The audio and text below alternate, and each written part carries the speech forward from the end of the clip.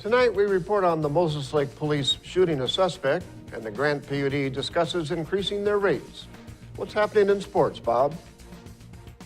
The Ephrata Tigers drop a last-second game on the gridiron in Royal City, and the local area racing season wraps up. Here's a glance at our Weather Center forecast. Hello everyone, I'm Jacqueline Rodriguez. A cold front pushing through our area, but will it bring us that chance of showers and thunderstorms? I will have all the details for you in just a bit. I'm Alan Troop, and we have all this and much more on iFIBER 1 News. From the iFIBER 1 HD studio here in the heart of the Columbia Basin, this is iFIBER 1 News. Your #1 source for local news, sports headlines, and our very own Weather Center forecast covering the entire Columbia Basin. This is iFIBER 1 News, and it starts now.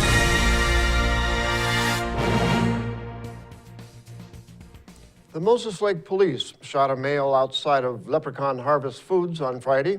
The man is a suspect in a drug investigation that led police to confiscating 5 pounds of meth. A spokesman said the male posed a threat to officers, and at least one police officer fired several shots at the male, striking him. He was taken to Samaritan Hospital and later flown to Harborview Medical Center and was listed as being in stable condition. No officers were injured in the confrontation. Officials haven't released the name and age of the person who was shot or discussed how the confrontation took place. The police stated they expected to release more information sometime soon. The Ephrata police are investigating the discovery of a body. Reporter Cameron Probert has the story.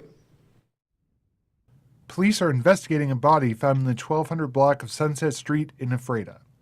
Ephrata police were notified about the body at about 10 a.m. Monday. The Columbia Basin investigative team is assisting Ephrata police in the investigation. City officials stated the death happened under suspicious circumstances. A section of the street was closed as police worked. Few details were available Monday morning, including the person's name, age, or gender. It's also unknown how the person died. People with information about the incident can contact Ephrata police at 509-754-2491. For iFIBER 1 News, this is Cameron Probert reporting. The police identified the body as 82-year-old Ephrata resident Lucille Moore.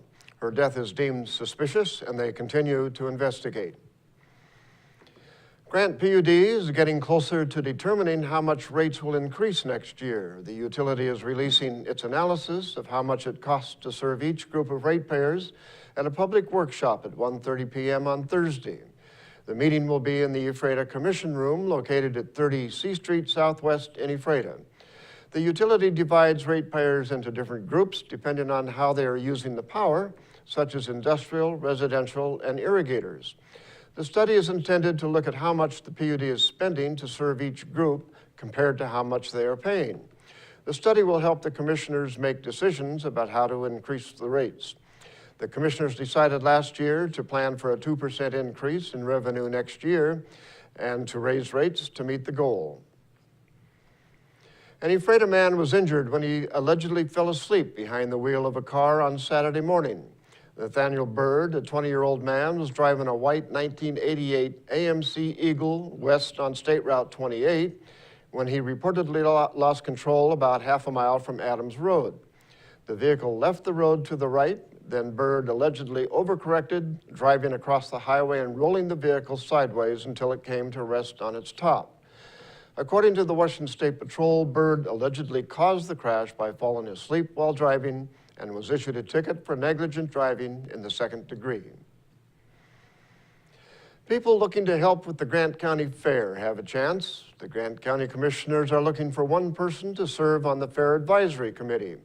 The committee helps fairground staff and the commissioners prepare for and run the fair. The term on the position ends January 15, 2015. The position doesn't offer any compensation. Applications can be found online at www.grantcountyweb.com in the Important Announcements section. The deadline for applications is September 24th. Now we take a look at people being sought by law enforcement. This is Sheriff Tom Jones with the Grand County Sheriff's Office. Each of the people you see here have a warrant for their arrest. If you see any of these people, we ask you do not attempt to detain or apprehend them, but call us at 509-762-1160 or send us an email at crimetips@co.grant.wa.us. If the person is presenting a danger, call 911. With your help, we can bring these people to justice and make our community safer. We'll be right back after this.